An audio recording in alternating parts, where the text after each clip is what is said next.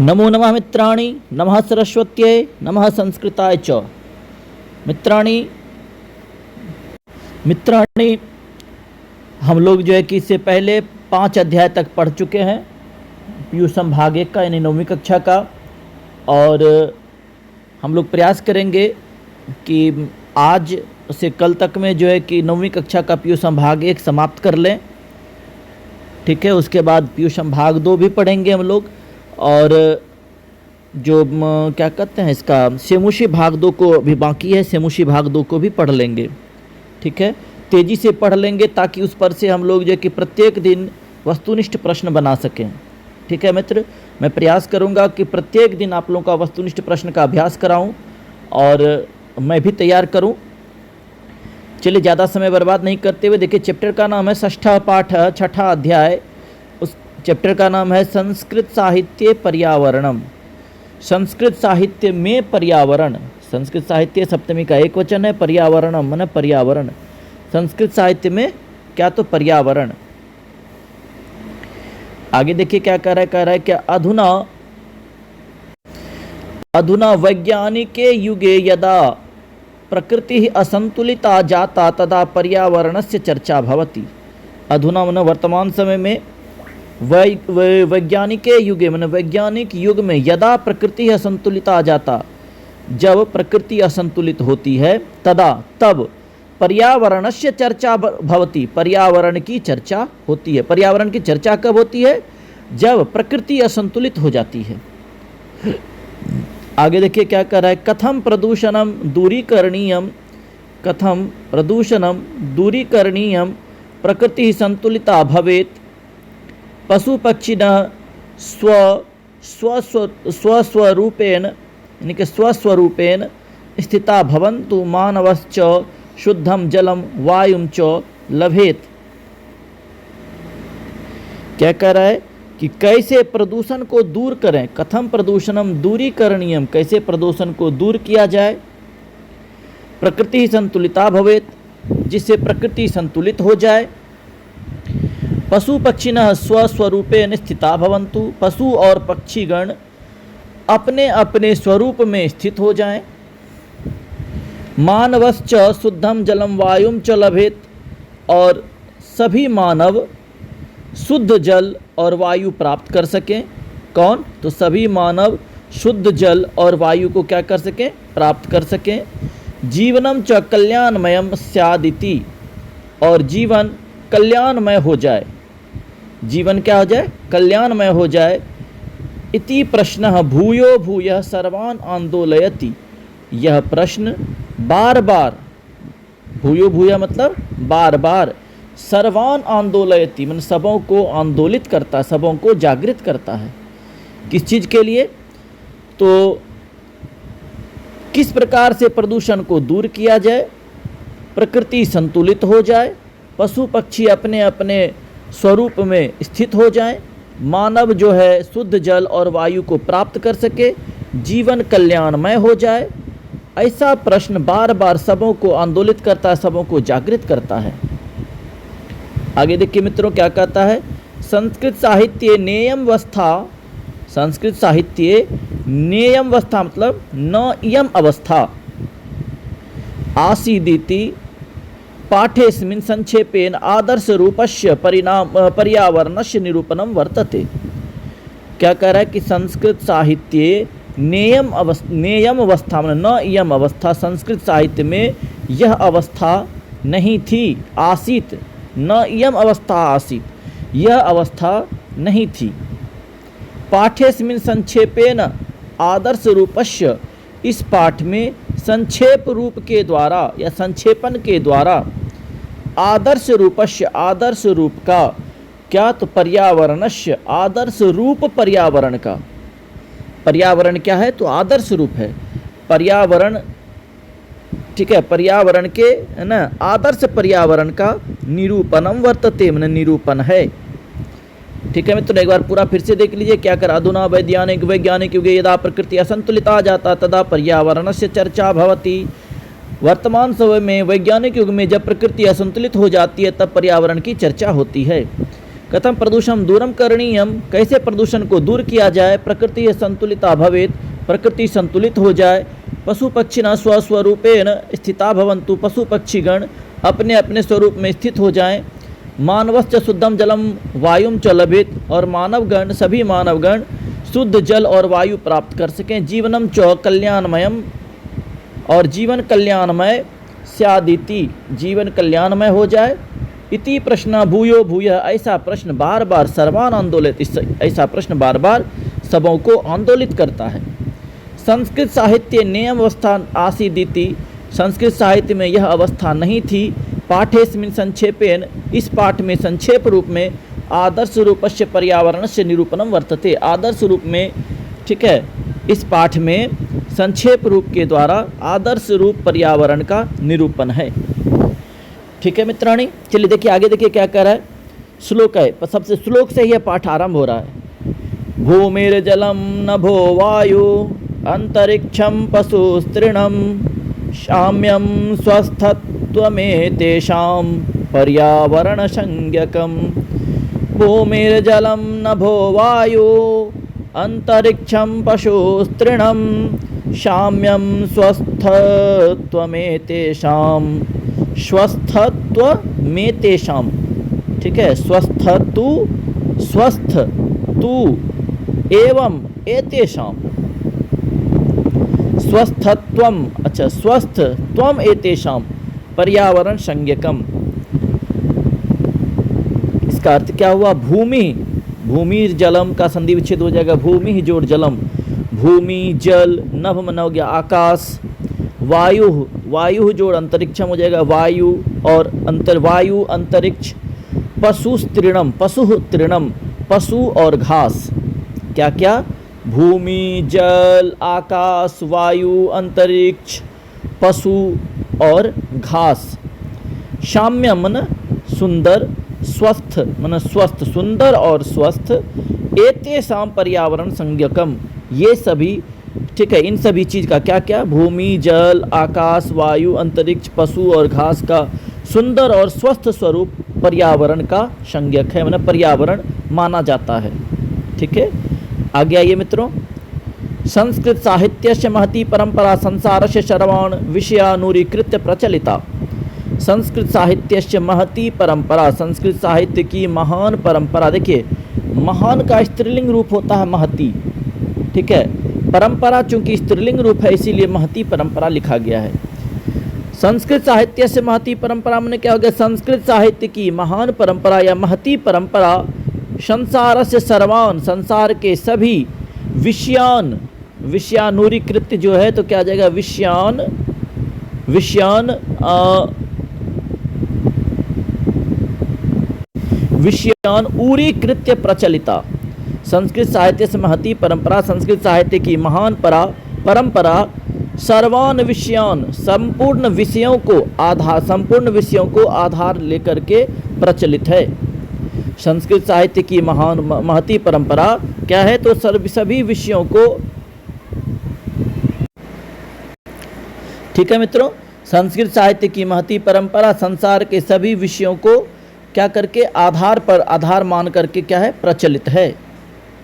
आगे देखिए, कर प्रकृति संरक्षणम पर्यावरणस्य संतुलनम वा तत्र स्वभावतः उपस्थापितमस्ति।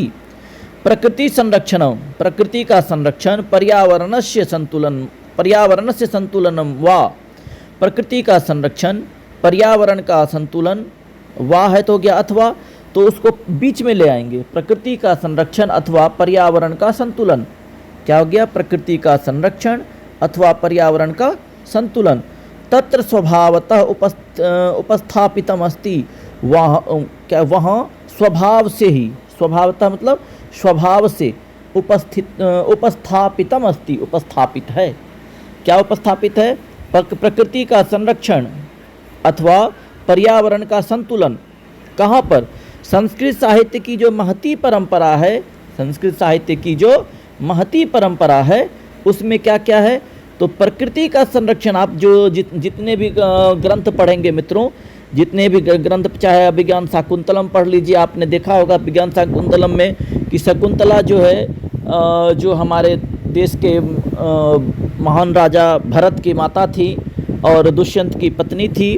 ठीक है, शकुंतला कहा, आपने पढ़ा होगा उसमें कि शकुंतला उतना जितनी सुंदर वो जंगलों में पेड़ पौधों की यानी कि वल्कल वस्त्र पहन कर, इनका पत्ते फूल आदि लपेट करके, लताओं को अपने शरीर पर लपेट करके सुंदर लगती थी, उतनी शकुंतला कभी दुष्यंत के राजमहल में भी सुंदर नहीं लगी।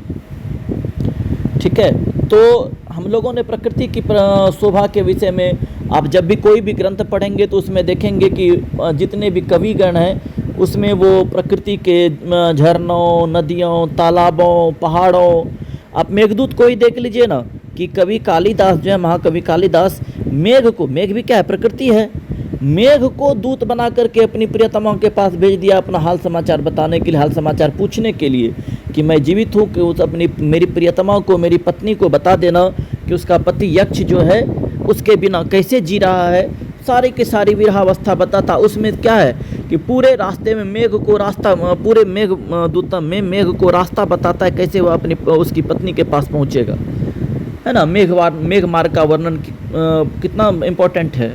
चलिए देखिए, आइए आगे देखिए क्या कह रहा है।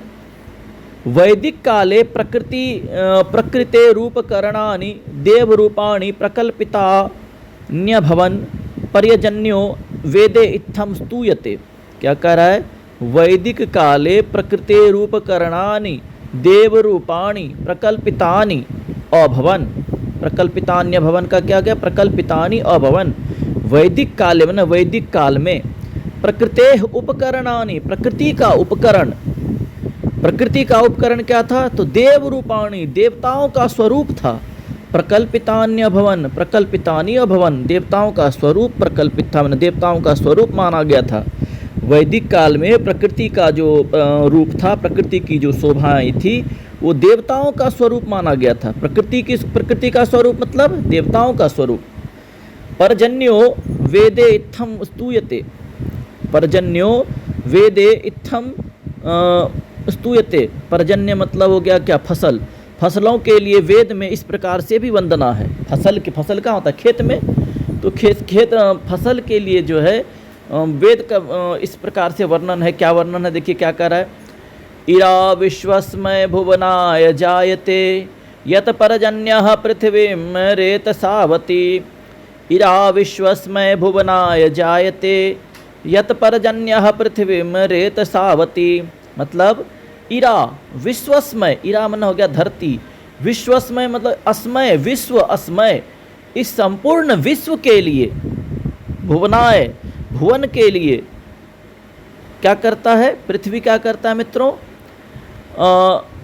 पृथ्वी क्या करती है, तो पृथ्वी क्या उपजाती है, तो पर्जन्यः, पर्जन्य मतलब फसल उपजाती है।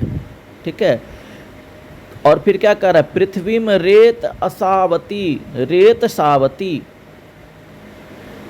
पृथ्वी जिस प्रकार से पृथ्वी पर मेघ क्या करता है, वर्षा करता है।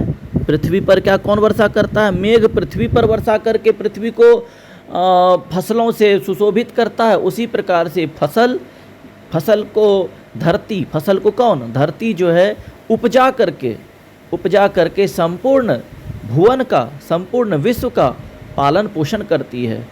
एक बार फिर से समझ लीजिए, जिस प्रकार से मेघ, जिस प्रकार से बादल अपनी वर्षा के द्वारा पृथ्वी का पालन पोषण करती है, फसलों का पालन पोषण करती है, उसी प्रकार से पृथ्वी का पालन पोषण कौन करती है, तो पृथ्वी का पालन पोषण किया जाता है किसके द्वारा, तो बादलों के द्वारा।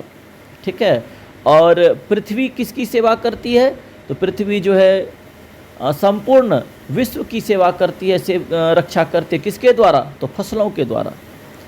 ठीक, चलिए, और जब अगर बादल जो है कि कहीं बारिश न कराए, पानी नहीं खेतों में पड़े, तो फसलें नहीं होंगी, फसलें नष्ट हो जाएंगी। ठीक है मित्रों, तो सभी एक दूसरे पर आश्रित हैं। आगे देखिए क्या कह रहा है, मेघः पृथ्वीं जलेन रक्षति। श्लोक का तात्पर्य यहाँ बताया गया है। मेघ पृथ्वी की जलेन रक्षति, पृथ्वी की रक्षा जल से करते हैं। मेघ पृथ्वी को जल से रक्षा करता है। मेघ पृथ्वी की रक्षा किससे करता है? जलम रक्षति, जल से करता है। तदा सर्वेभ्य अन्नम भवति, तभी सबों को अन्न प्राप्त होता है। मेघ पृथ्वी की जल से रक्षा करता है, तभी किसको? सर्वेभ्य अन्नम भवति, सबों को अन्न होता है, सबों को अन्न प्राप्त होता है। एवमेव ये वनस्पतयः फलयुक्ता अफलावा पुष्पवन्तः अपुष्पावा सर्वे अपि ते मानवान् रक्षन्तु पापानि अर्थात मलानि दूरी कुर्वन्तु। देखिए कितना सुंदर श्लोक इसमें कह रहा है इस लाइन में। इसी प्रकार से जैसे मेघ पृथ्वी की रक्षा जल से करता है, तभी सबों को अनाज प्राप्त होता है। एवमेव, इसी प्रकार से, ठीक इसी प्रकार से, ये वनस्पतयः, जो वनस्पतियाँ फलयुक्ता, फल से युक्त, अफलावा अथवा अफल, दो ही चीज़ ना हो सकती है वनस्पतियों में। या तो वनस्पतियाँ फल से युक्त होंगी, या कुछ ऐसी वनस्पतियाँ होती हैं जिनमें फल नहीं होते हैं।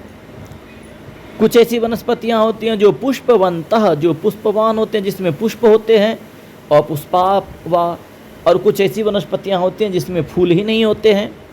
क्या कर रहा है? सर्वे अपि ते मानवान रक्षन्तु, उन सबों को मानवान रक्षन्तु, मानव को रक्षा करना चाहिए।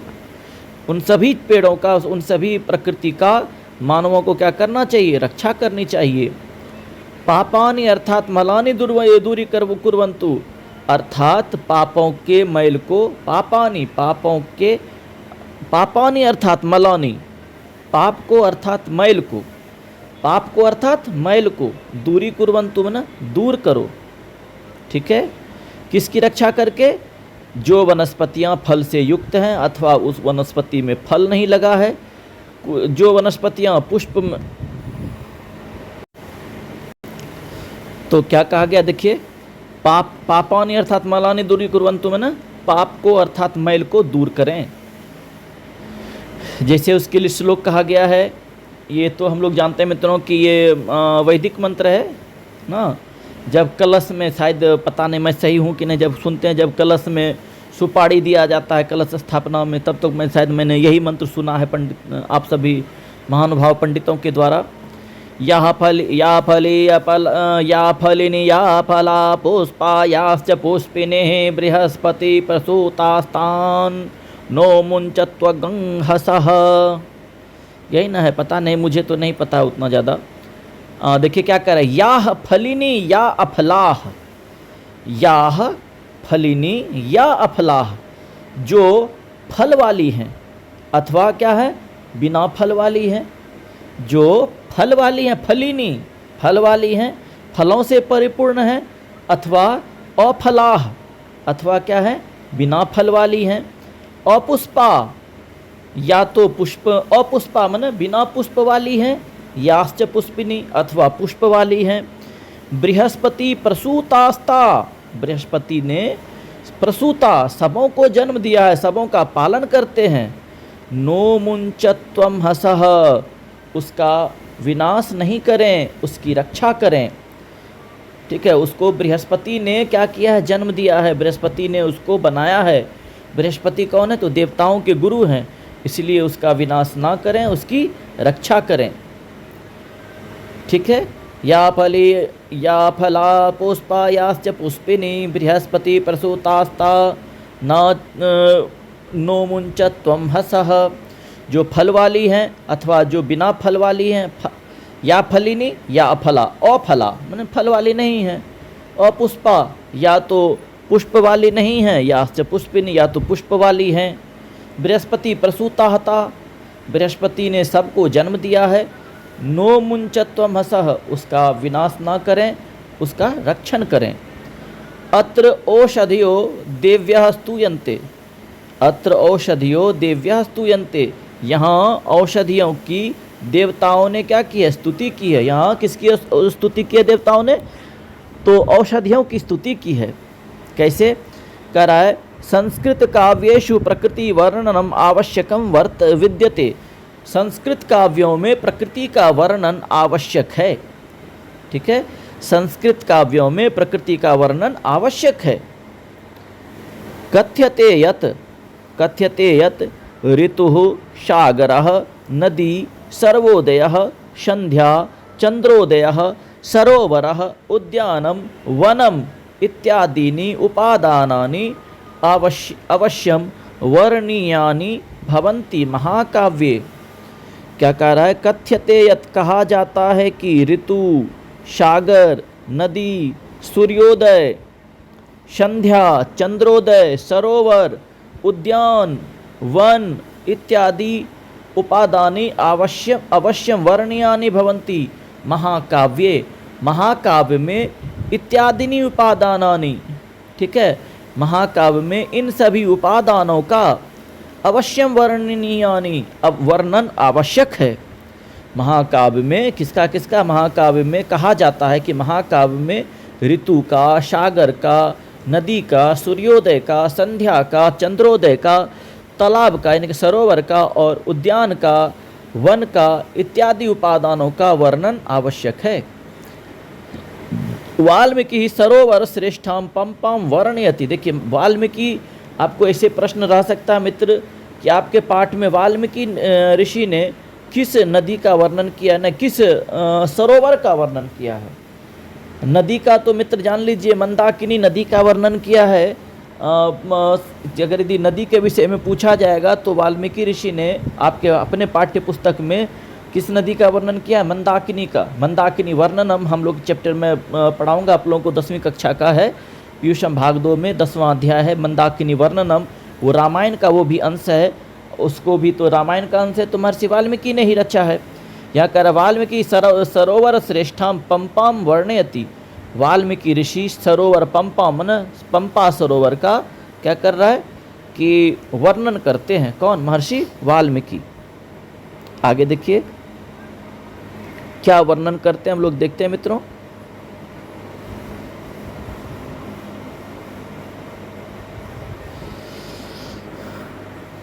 कह रहे हैं क्या? नाना द्रुमलता किरणाम शीतवारी निधिम शुभाम पद्म सौगंधी कैस्ताम्राम शुक्लाम कुमुद मंडल।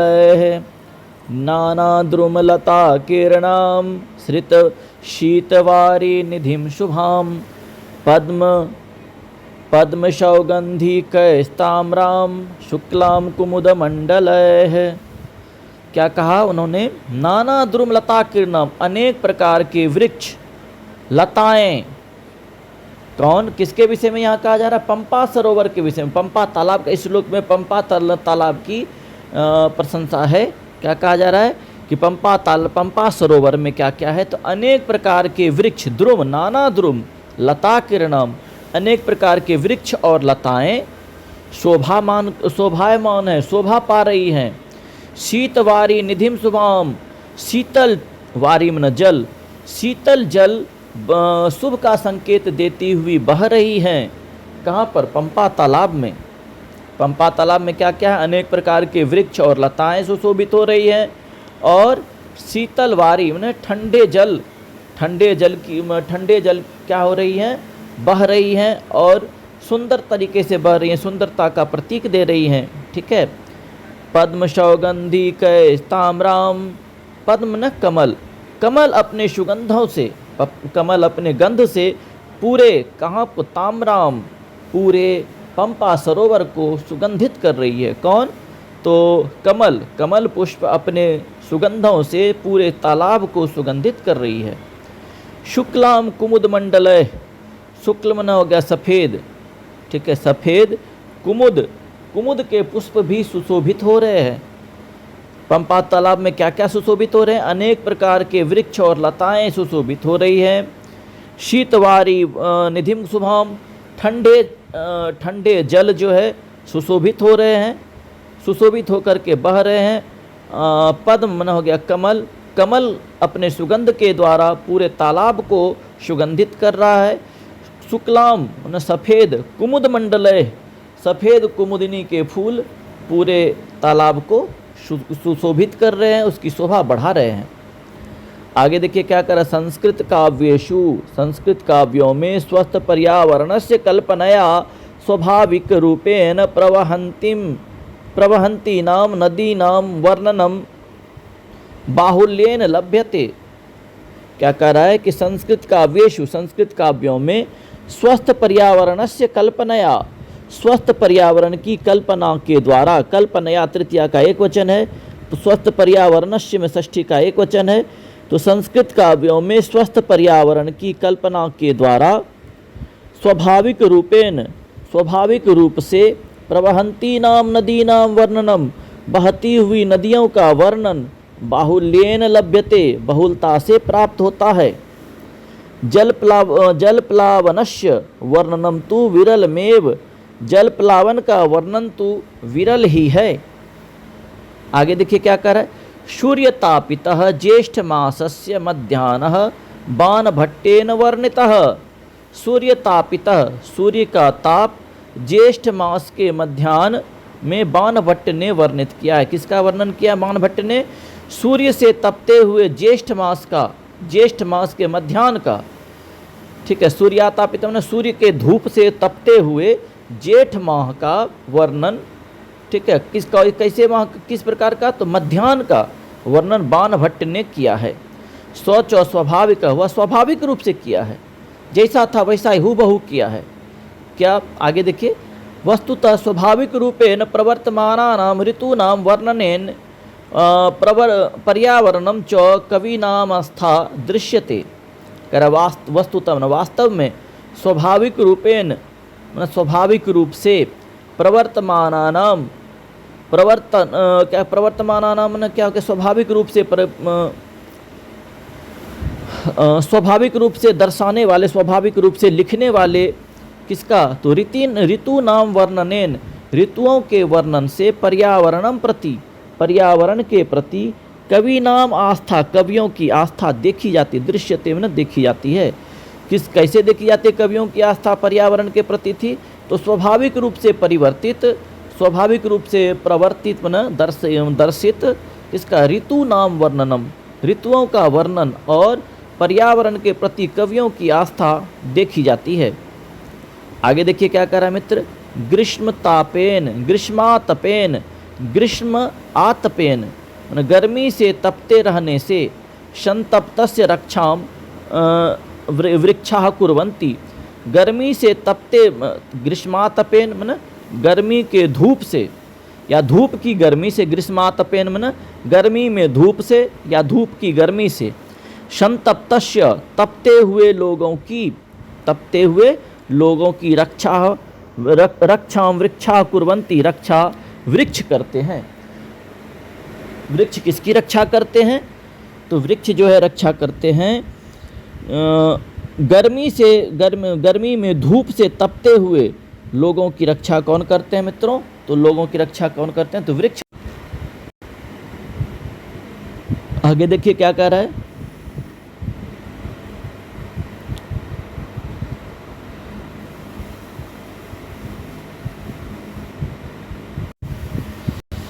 क्या कहता है? तो इति प्रकृति वरदानम, यह प्रकृति का वरदान है, प्रकृति का वरदान है मानवों को कि गर्मी से तपते रहने वाले लोगों का, लोगों की रक्षा कौन करते हैं? तो लोगों की रक्षा करते हैं कौन? तो वृक्ष, वृक्षाः कुर्वन्ति, ग्रीष्मातपेन संतप्तस्य, गर्मी से तपते रहने वाले लोगों की रक्षा, रक्षा वृक्षाः कुर्वन्ति, वृक्ष करते हैं। इति प्रकृति वरदानम, यह प्रकृति का वरदान है। अतएव मार्गेषु वृक्षारोपणम पुण्यमिति, इसी कारण से मार्गेषु मार्गों में वृक्षारोपणम, वृक्ष रोपण यानी वृक्षारोपण करना, पुण्यम इति प्रतिपादितम, वृक्षारोपण करना पुण्य का कार्य है, ऐसा प्रतिपादित है। आगे देखिए क्या कह रहा है, फलवंतो वृक्षास्तु परोपकारिणः इति कथयति नीतिकारः। फलवंतो वृक्षास्तु मतलब फलवान वृक्ष तो परोपकारिणः, फलवान वृक्ष तो परोपकारी होता है। फलवान वृक्ष क्या होता है? परोपकारी होता है, ऐसा कहते हैं कौन? नीतिकार ऐसा कहते हैं कि फलवान वृक्ष परोपकारी होते हैं। फलवान वृक्ष क्या होते हैं? परोपकारी होते हैं। ऐसा कौन कहता है? ऐसा कहते हैं नीतिकार। कैसे होता है वह परोपकारी फलवान फलदार वृक्ष? तो देखिए क्या कह रहा है, स्वयं न खादन्ति फलानि वृक्षाः स्वयं न वारेणि पिबन्ति नद्यः स्वयं न खादन्ति फलानि वृक्षा स्वयं न वारेणि पिबन्ति नद्यः।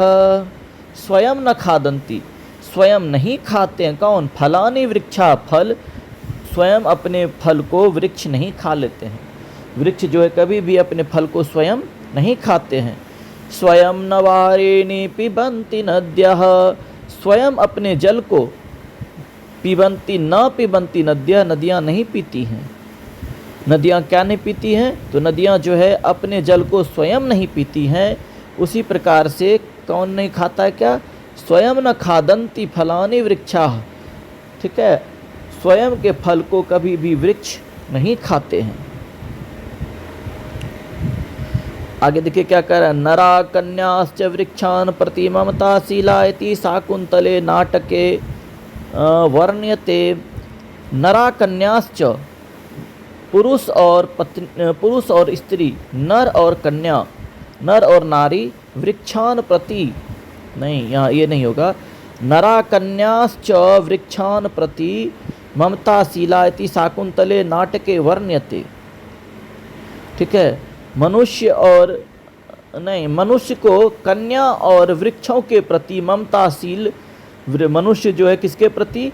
तो कन्या और वृक्षों के प्रति। नरा कन्याश्च, नहीं ये ऐसे नहीं होगा, नरः कन्याः च, मतलब पुरुष और स्त्रियां, पुरुष और स्त्रियां वृक्षान प्रति, वृक्षों की ओर ममताशीला इति, ममताशील होती हैं, ऐसा शाकुंतल नाटक में वर्णन है। नहीं मित्र, ये सही बैठता है, क्योंकि जिस प्रकार का जो लाइन लिखा हुआ है, नरा कन्याश्च, नर, नरः नरो नराः, तो यहाँ विसर्ग का लोप हुआ है। सभी मनुष्य किसके प्रति? तो कन्याश्च, लड़कियों के प्रति, यानी क्या कन्याओं के प्रति, महिलाओं के प्रति, और किसके प्रति? वृक्षान प्रति, वृक्षों के प्रति ममताशीला, ममताशील होते हैं। इति शाकुंतले नाटके वर्ण्यते, ऐसा शाकुंतल नाटक में वर्णित है। शकुंतला वृक्षान जलेन तर्पयित्वैव जलम पिबती। शाकुंतला वृक्षान जलेन तर्पयित्वैव स्वयं जलम पिबती। शाकुंतला वृक्षों को जल पिला करके ही, वृक्षों को जल दे करके ही स्वयं जलम पिबती, स्वयं जल पीती थी। मतलब शकुंतला जब तक अपने उद्यान में, जहाँ शकुंतला रहती थी महर्षि कण्व के आश्रम में, तो वहाँ के जब तक कि वह संपूर्ण वृक्षों को जल नहीं वो डाल देती थी, तब तक वह स्वयं पानी नहीं पीती थी। कौन? तो शकुंतला।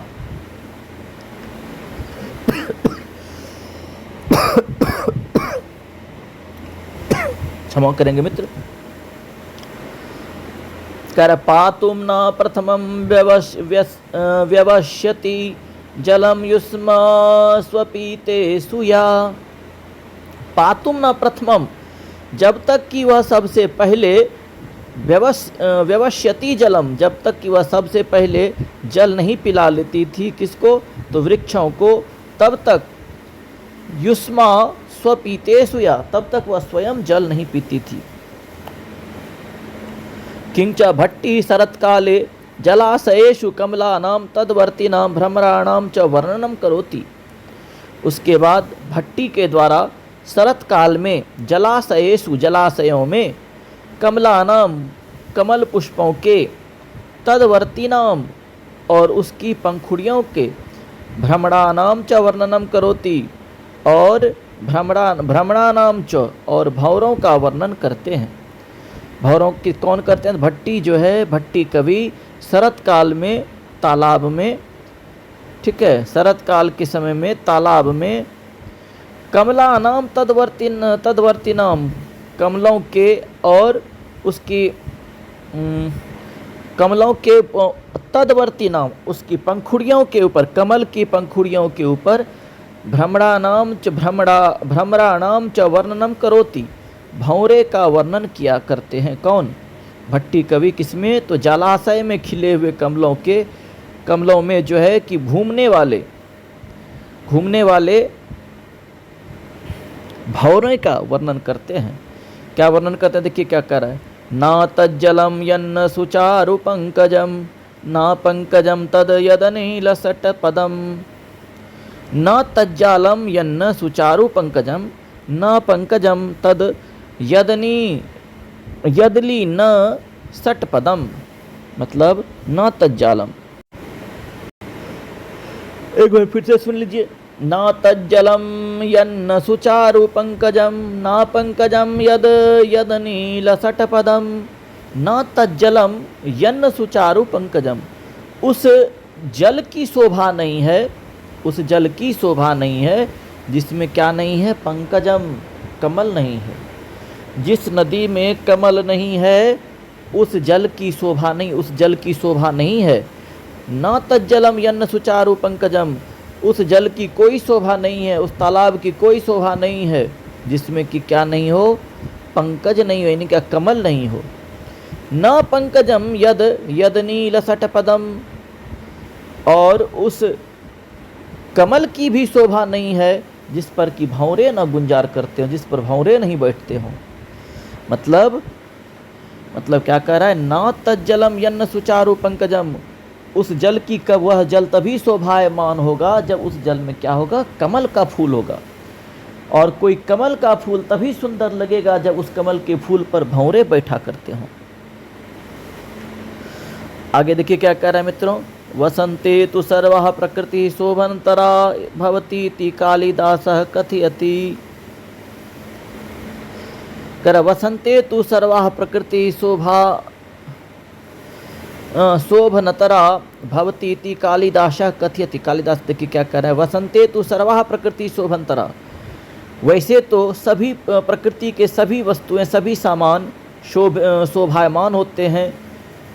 वैसे तो प्रकृति के सारी की सारी वस्तुएं क्या होती हैं, सुंदर लगती हैं। ऐसा कौन कहते हैं, महाकवि कालिदास कहते हैं। क्या क्या, द्रुमाः सुपुष्पाः सलिलं स्वपद्मं सर्वं प्रिये चारुतरं वसन्ते।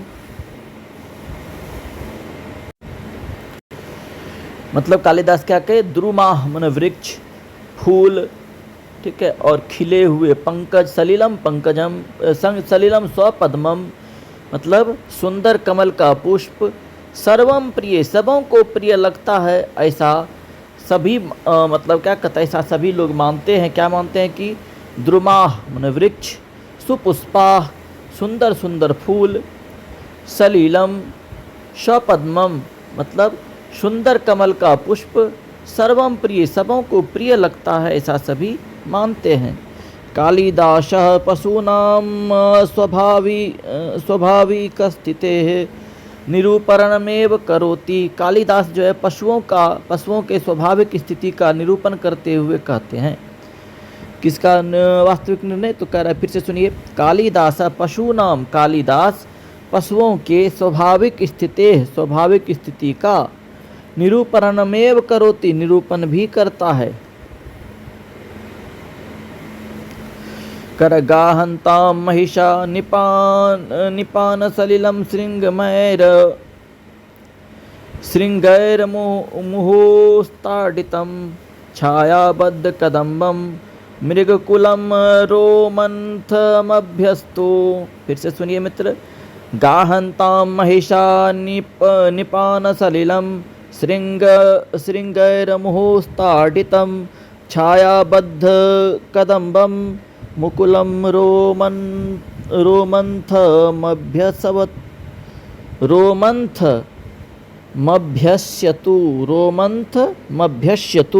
फिर से एक बार देख लीजिए मित्रों, गाहन्तां महिषा निपान सलिलं श्रृंगैर्मुहुस्ताडितं छायाबद्ध कदम्बं मृगकुलं रोमन्थमभ्यस्तु।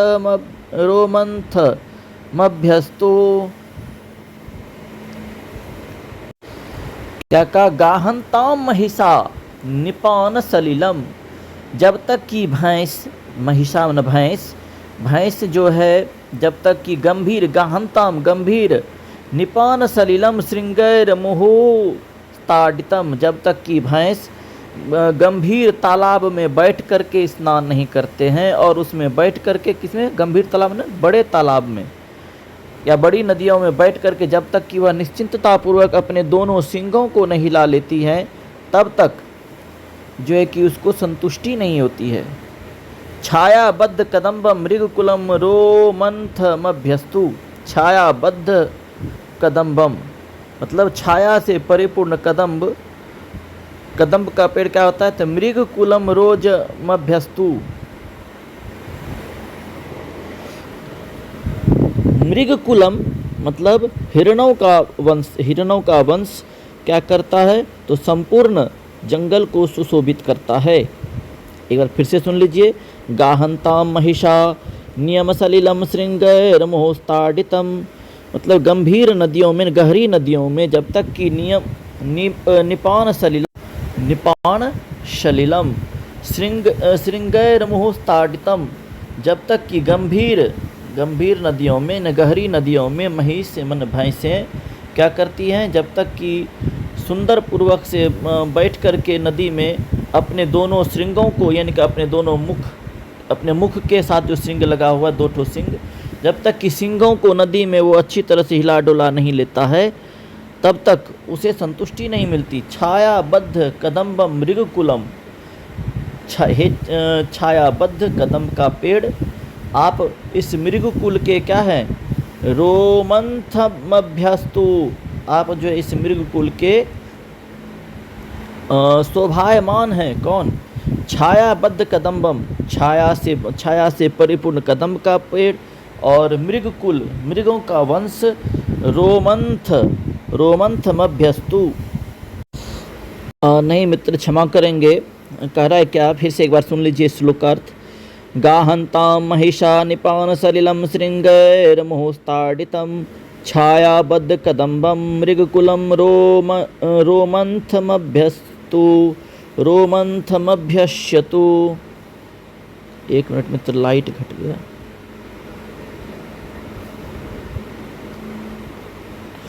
ठीक है, रोमंथमभ्यस्तु मतलब गाहंता महिषा, जब तक कि महिषी भैंस जो जब तक कि गंभीर गहरे तालाब में बैठकर अपने दोनों सिंगों को हिला करके नहीं बैठती हैं, तब तक उन्हें निश्चिंतता नहीं आती है। छायाबद्ध कदम्बम, छाया से परिपूर्ण कदम्ब का पेड़, छाया से परिपूर्ण कदम्ब का पेड़ लोगों के लिए ही है। और क्या कह रहा है? मृगकुलम रोमंथमभ्यस्तु। मृगकुलम ने मृग का वंश यानी कि हिरण का वंश क्या करते हैं? तो रोमंथ में न होता है जुगाली करना, यानी कि कोई चीज़ चबाना। बैठ करके क्या कर रही है? तो जुगाली। आप लोग जानते हैं मित्रों, बकरी, गाय, हिरन, ये सब क्या करती है? पहले जितना खाना होता है उसको खा लेती है, उसके बाद बैठ करके आराम से थोड़ा थोड़ा अनाज अपने मुंह के पास लाती है, फिर उसको फिर से अच्छे से चबा करके ताकि उसके शरीर में प्रोटीन उसके शरीर में चला जाए, और जो रिक्त उसके बदले में बचता है वो सभी हमारे मल के द्वारा बाहर हो जाएं। यहाँ पर क्या कह रहा है? मृगकुलम, मृग का वंश क्या कर रहा है? तो निश्चिंत होकर के क्या कर रहा है? तो अपना जुगाली कर रहा है। ठीक है, जो खाया है उसने उसको पचा रहा है।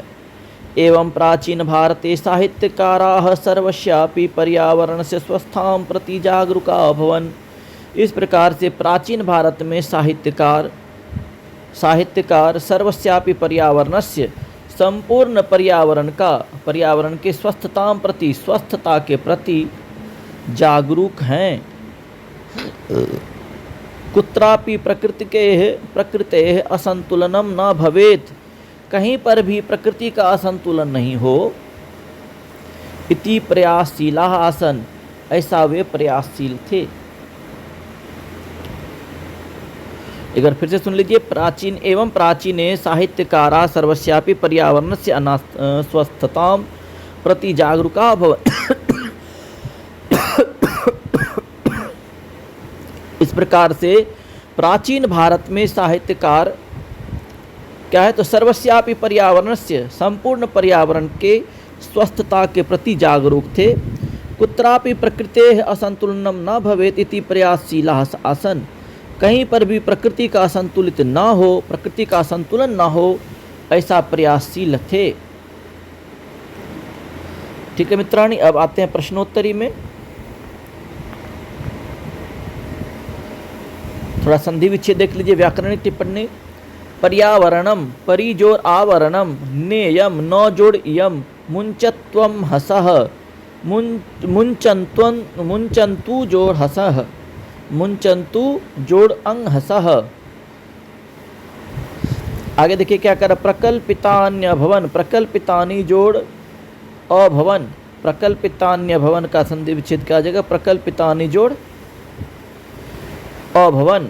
अब आगे क्या कर रहा है, सौगंधिकैः ताम्राम, सौगंधिकैः जोड़ ताम्राम, सौगंधिकैः ताम्रम। तर्पयित्वैव तो क्या आ जाएगा, तर्पयित्वा जोड़ एव, तर्पयित्वैव का संधि विच्छेद क्या आ जाएगा, तर्पयित्वा जोड़ एव। युष्मास्वपीतेषु, युष्मास्वपीतेषु का क्या आ जाएगा संधि विच्छेद, युष्मासु जोड़ पीतेषु।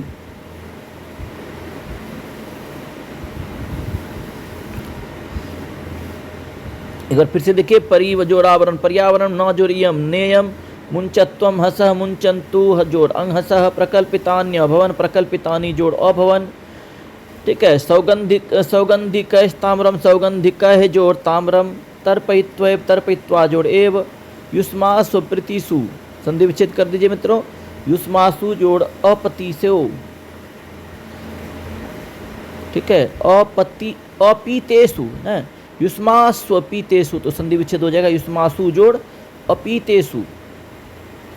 यदली नसट पदम तो क्या आ जाएगा, यत जोड़ अलीन सट, अलीन सट पदम, यदनी, यद लीन सट पदम का क्या आ जाएगा, यत का संधि विच्छेद हो जाएगा, यद का यत, उधर हो गया क्या, अलीन सट पदम।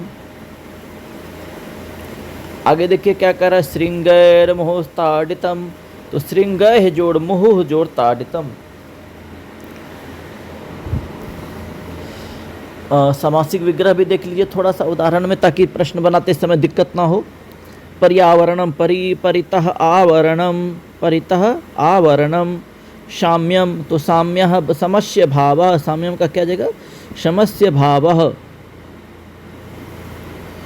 अब अगला देखिए क्या कर, ऊरी कृत्य तो क्या आ जाएगा, ऊरी कृत्य में ऊरी उपसर्ग तो है नहीं, ऊरी जोड़ क्री जोड़ ल्यप, ऊरी जोड़ क्री जोड़ ल्यप।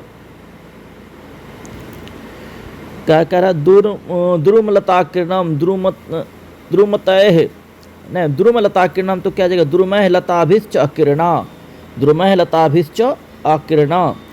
द्वंद्व समास है तृतीया तत्पुरुष में। आगे क्या करा, दुर्मलताकिरणम, द्रुमैः लताभिश्च आकिरणा, द्वंद्व समास है। तृतीया तत्पुरुष भी कह रहा है तो तृतीया तत्पुरुष तो द्रुमैः लताभिश्च में तो हो गया द्वंद्व समास। ठीक है, आकिरणा में जो लग गया तो तृतीया का लग गया समास, तो तृतीया तत्पुरुष हो गया। अब करा, शीतवारी निधि, शीतश्च असो वारी निधि, शीतश्च असो वारी निधि कर्मधारय समास है। सुचारु पंकजम तो सुचारूनि पंकजानी ये सुतत बहुब्रीहि समास है। सुचारु पंकजम का देखिए मित्रों, हम लोग जो सोच करके ये निश्चिंत होकर के बैठे हुए हैं कि आसान है बीपीएससी, आपको अगर ये सब बीच से आपको के चैप्टर का ही समास दे देगा तो हम लोग जो है कि बीपीएससी के पचड़े में फंस जाएंगे। ठीक है, आगे देखिए क्या करें, सपद्मः तो क्या जाएगा, पद्मेन सह वर्तमानः, सहार्थ बहुब्रीहि है।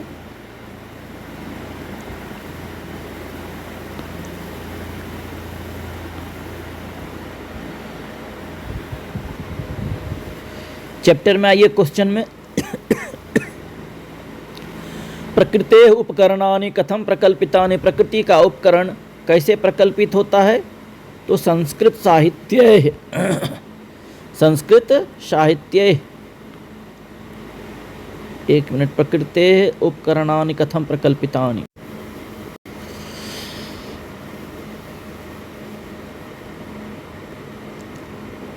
क्या कह रहा है, तो प्रकृति देखिए यहाँ पर है ना कि वैदिक काले प्रकृते रूपकरणानि देव रूपाणि प्रकल्पितानि ना, तो क्या आ जाएगा, तो वैदिक काले प्रकृते उपकरणानि कथम प्रकल्पितानि, तो क्या आ जाएगा, प्रकृते उपकरणानि वैदिक काले प्रकल्पितानि, प्रकृते उपकरणानि वैदिक काले प्रकल्पितानि। प्रकृति वर्णनम कुत्र आवश्यकम, प्रकृति का वर्णन कहाँ आवश्यक है, तो महाकाव्ये। कहाँ पर प्रकृति का वर्णन आवश्यक है, तो महाकाव्य में। वाल्मीकि कम सरोवरम वर्णयति, देखिए प्रश्न आ गया ना मित्र। वाल्मीकि ऋषि जो हैं कि किस सरोवर का वर्णन करते हैं, तो पंपा सरोवर का, पंपाम सरोवरम, ठीक है। मंदाकिनी नदी है और पंपा सरोवर है। कह रहा ज्येष्ठ मासस्य मध्याह्न केन वर्णित, ज्येष्ठ मास के मध्याह्न का वर्णन किसने किया है, ज्येष्ठ मास के मध्याह्न का वर्णन किसने किया है मित्रों, तो देखिए ज्येष्ठ मास के मध्याह्न का वर्णन किया है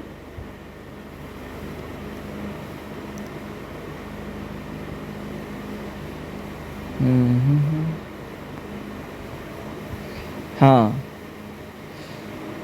बाणभट्ट ने। सूर्यातापितः ज्येष्ठ मासस्य मध्याह्नः बाणभट्टेन वर्णितः, ज्येष्ठ मास के पर्यावरण का वर्णन किसने किया है, तो बाणभट्ट ने किया है।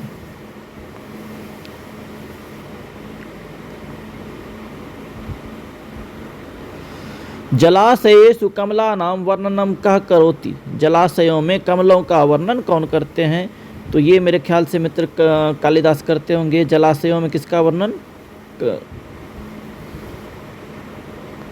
जलाशयेषु ना, ये भट्टी कवि करते हैं। जलाशयों में कमलों का वर्णन कौन करते हैं, तो भट्टी कवि करते हैं। एक बार फिर से सारे प्रश्नों का उत्तर देख लीजिए मित्रों।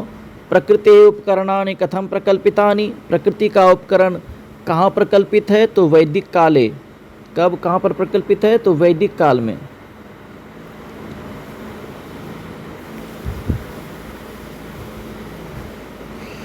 ठीक है, आगे देखिए। प्रकृति वर्णन कुत्र आवश्यकम, प्रकृति का वर्णन कहाँ आवश्यक है, तो महाकाव्य, महाकाव्य में आवश्यक है। वाल्मीकि कम सरोवरम वर्णयति, वाल्मीकि किस सरोवर का वर्णन करते हैं, तो पंपा सरोवर का वर्णन करते हैं। ज्येष्ठ मासस्य मध्याह्न केन वर्णिता, ज्येष्ठ मास के मध्याह्न का वर्णन कौन करते हैं, तो ज्येष्ठ मास के मध्याह्न का वर्णन करते हैं बाणभट्ट करते हैं। ठीक है।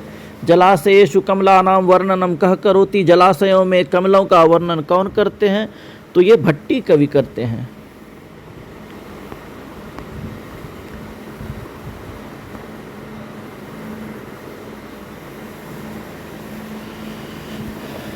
आगे देखिए मित्र, लिखित प्रश्न का अभ्यास करना है। अधोलिखितानां प्रश्नानां उत्तराणि संस्कृत भाषायां पूर्ण वाक्येन लिखतो। अन्नम कथम भवति, अन्न कैसे होता है, तो अन्न कैसे होता है, तो जब क्या कहते हैं, मेघ जो है पृथ्वी पर जल बरसाते हैं, तब मेघ जो है क्या करते हैं, अनाज उपजाते हैं, अन्न उपजाते हैं। संस्कृत काव्येषु नदी नाम वर्णनम किम उद्देश्यकम, संस्कृत काव्यों में नदियों का उद्देश्य क्या है, संस्कृत काव्य में नदी का क्यों उल्लेख होता है, क्या किस उद्देश्य से होता है, तो नदियों का उल्लेख किसके लिए होता है, तो सुंदरता के लिए होता है। प्रकृति वरदानम किम, प्रकृति का क्या वरदान है, प्रकृति को किस चीज़ का वरदान है, तो जो मनुष्य जो छाया में बैठता है वृक्ष की छाया में, तो वही ना प्रकृति का वरदान है। शाकुंतले नाटके किंग वर्ण्यते, शाकुंतल नाटक में क्या वर्णन है, तो शाकुंतल नाटक में वर्णन है कि जब तक कि शकुंतला वृक्ष को पौधे को पानी नहीं पिला लेती तब तक वह पानी स्वयं नहीं पीती है। पर्यावरण से स्वास्थ्यम प्रति के जागरूकाः, पर्यावरण के स्वास्थ्य के प्रति कौन जागरूक थे, तो ऋषयः, ऋषिगण पर्यावरण के स्वास्थ्य के प्रति जागरूक थे। दूसरा देखिए क्या कर, अधोलिखितानां प्रश्नानां उत्तराणि लिखत, नीचे लिखे गए प्रश्नों के उत्तर लिखिए। कर पर्यावरण से किम स्वरूपम, पर्यावरण का क्या स्वरूप है, पर्यावरण का स्वरूप क्या है, तो श्लोक जो था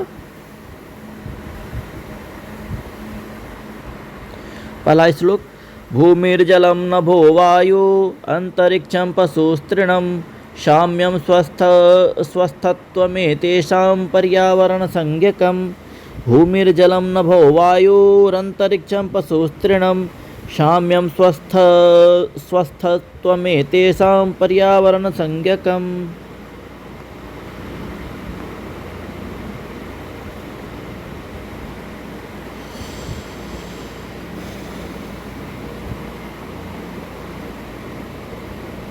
आगे देखिए, औषधियो देव्या कुत्र कथ्यंच स्तूयन्ते। औषधियाँ, ये सब तो पूर्ण वाक्य में, पूर्ण वाक्य तो परीक्षा में आएगा नहीं, इसमें समय व्यर्थ करके कोई फायदा नहीं है। वृक्षारोपणम पुण्यम कथम, वृक्षारोपण पुण्य क्यों है, तो वृक्ष में बैठना छायादायक होता है। कालिदास मतेन वसंते किम भवति, ठीक है, वसंत में क्या होता है कालिदास के मत में, तो श्लोक लिखा जाएगा। तो ये सब जो है कि दीर्घ उत्तरी में आ जाता है मित्रों। आगे देखिए, अधोलिखित कथनेषु रेखांकित पदानि आधृत्य प्रश्न निर्माणम कुरुत। नीचे लिखे गए कथनों में रेखांकित पद के आधार पर प्रश्न निर्माण करिए। संस्कृत साहित्य पर्यावरणस्य चर्चा अस्ति। संस्कृत साहित्य कस्य चर्चा अस्ति, इसका उत्तर हो जाएगा कस्य। पर्जन्यो वेदे स्तूयते, को वेदे स्तूयते, वेद में किसकी स्तुति है, तो फसलों की। मेघ पृथ्वी जलेन रक्षति, मेघ पृथ्वी जलेन रक्षति, माने मेघ जो है पृथ्वी की रक्षा किससे करती है, तो जल से करती है। मेघ पृथ्वी केन रक्षति, ना मेघ पृथ्वी केन रक्षति हो गया। जलेन के स्थान पर क्या भरा गया, केन, क्यों, प्रश्न बनाना, उत्तर है प्रश्न बनाना है। पृथ्वी सर्वेभ्यः अन्नं ददाति, पृथ्वी केभ्यः अन्नं ददाति, तो उधर से उत्तर आएगा पृथ्वी सर्वेभ्यः अन्नं ददाति।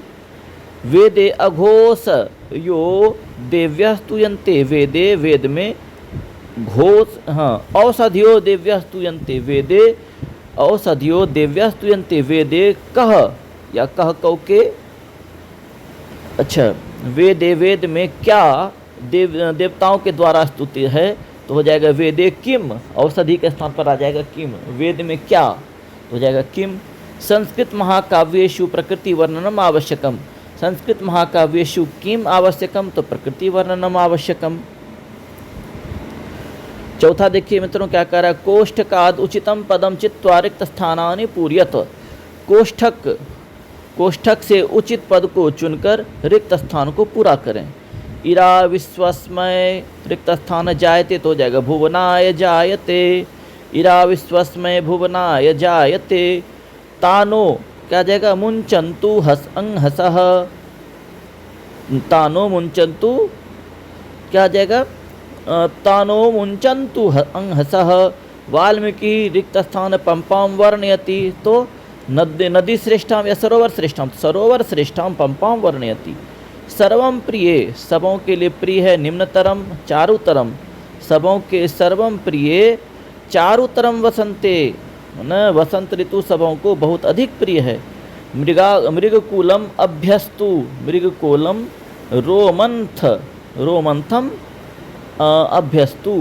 स्वयं न पीबंती नद्यः किम, तो वारिणी जल, स्वयं जल नदियाँ नहीं पीती हैं अपना। अधोलिखित पदानां संधि विच्छेदम कृत्वा पूर्ववर्णम परवर्णं च निर्दिशत। अधोलिखित पदों का संधि विच्छेद करते हुए पूर्व वर्ण और परवर्ण का निर्देशन करें। बालकस्तु, बालकः जोड़तु। कालिदासस्तु, तो कालिदासः जोड़तु। वृक्षास्तु, तो वृक्षाः जोड़तु। कन्याश्च, तो कन्याः जोड़ च। पठितः तेन, तो पठितः जोड़तेन। मुहुः ताडितम, तो मुहुः ताडितम का जो मुहुः जोड़ ताडितम। मानवश्च, मानवः जोड़ च, विसर्ग संधि है इसमें।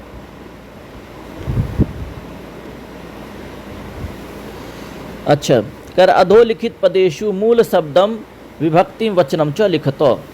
मूल शब्द लिखना है, विभक्ति और वचन लिखना। कह रहा पर्यावरणम, तो पर्यावरण इसका मूल शब्द हो जाएगा, प्रथमा विभक्ति और द्वितीया दोनों हो जाएगा। पर्यावरणम, पर्यावरणे, पर्यावरणानि। साहित्य, साहित्य हो गया उसका मूल शब्द, और सप्तमी का एक वचन हो गया। साहित्य, साहित्यो, साहित्य, साहित्ययोः, न साहित्येषु। भुवनाय, भुवन हो जाएगा इसका मूल शब्द, चतुर्थी का एक वचन हो जाएगा। सर्वेभ्यः, सर्व इसका मूल शब्द हो जाएगा और चतुर्थी पंचमी दोनों का बहुवचन हो जाएगा। स्वरूपेषु, स्वरूप इसका हो जाएगा मूल शब्द और सप्तमी का बहुवचन हो जाएगा उसका विभक्ति। वृक्षान, वृक्ष इसका मूल शब्द हो जाएगा और द्वितीया का बहुवचन उसकी विभक्ति हो जाएगी। कर अधोलिखितेषु, अधोलिखित क्रियापदेषु धातुम लकारम पुरुषम वचनं च निर्दिशतः। नीचे लिखे गए क्रियापदों में धातु लिखिए, लकार लिखिए, पुरुष लिखिए और वचन निर्देशित करिए। भवती भू धातु हो गया, लट लकार हो गया, प्रथम पुरुष हो गया और एक वचन हो गया भवती भवता भवंती। रक्षति में भी वही हो जाएगा, रक्ष धातु हो जाएगा, ठीक है, रक्ष धातु हो जाएगा, लट लकार प्रथम पुरुष एक वचन हो जाएगा। कुर्वन्तु, कुरु क्या कहते हैं, क्री धातु हो जाएगा, क्री धातु हो जाएगा। लोट लकार हो जाएगा, लोट लकार हो जाएगा और उसके बाद प्रथम पुरुष बहुवचन हो जाएगा। उसी तरह से मुंचन्तु, मुंचन्तु में मुच प्रथमा क्या कहते हैं, ये मुच उसका धातु हो गया, लोट लकार हो गया और प्रथम पुरुष बहुवचन हो गया आपको। आसन, आसन में जो है आपको अस धातु हो गया, नहीं लट लकार हो गया, आसित आस्त नहीं लंग लकार हो गया और प्रथम पुरुष का नहीं उत्तम पुरुष का बहुवचन हो जाएगा, उत्तम पुरुष का बहुवचन। करा उदाहरण मनुसृत्य प्रत्येकम अव्यय पदेन वाक्य द्वयम रचेत। अधुना जैसे है तो अधुना पर्यावरण से चर्चा भवति, अत्र है तो अत्र पर्जन्य देवो स्तुत्यते, इति है तो शुद्धम जलम पेयंच तिष्ठेत इति समस्या अस्ति।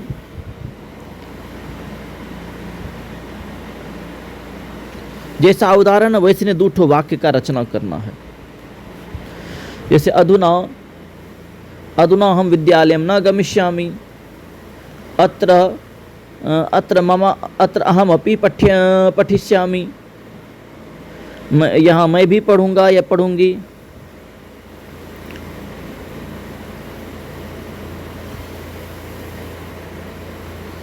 इसमें योग्यता विस्तार में कुछ विशेष न, जैसे मत्स्य पुराण से है, पद्मोत्तर खंड से है। चलिए मित्रों, आज जो है कि आप लोगों का यह चैप्टर समाप्त होता है। मिलते हैं हम लोग अगले चैप्टर में, तब तक के लिए धन्यवाद। जिन्होंने मेरा चैनल सब्सक्राइब नहीं किया, चैनल को सब्सक्राइब कर लीजिए। अगर वीडियो अच्छी लगी हो तो लाइक कर दीजिए और अपने मित्रों को शेयर कर दीजिए। धन्यवाद मित्राणी।